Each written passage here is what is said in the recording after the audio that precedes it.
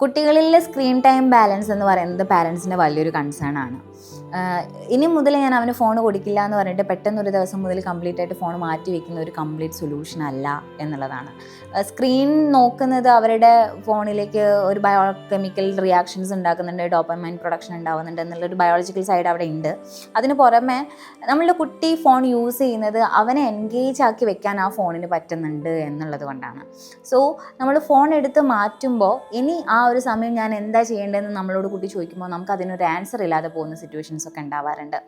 അവനെ എൻഗേജ് ആക്കി നിർത്തുന്ന, ഫോണിനേക്കാൾ അവനെ കൂടുതൽ എൻഗേജ് ആക്കി നിർത്താൻ പറ്റുന്ന ഒരു പ്ലാറ്റ്ഫോം നമുക്ക് അവരുടെ മുന്നിൽ ഓപ്പൺ ചെയ്ത് കൊടുക്കാൻ പറ്റുവാണെങ്കിൽ കുറച്ചൊക്കെ നമുക്കതിനെ ഹെൽത്തി ആയിട്ട് ബാലൻസ് ചെയ്ത് കൊണ്ടുപോകാൻ വേണ്ടിയിട്ട് സാധിക്കും. നമ്മളിപ്പോൾ ബോയ്സിൽ നോക്കുകയാണെങ്കിൽ അവർ മേ ബി ഫോണിൽ കാണുന്നത് ചിലപ്പോൾ ടോയ്സ് ആയിട്ട് കാറിനെ കുറിച്ചിട്ടോ അല്ലെങ്കിൽ അതിൻ്റെ റിപ്പയറിങ്ങിനെ കുറിച്ചിട്ടൊക്കെ ആയിരിക്കും.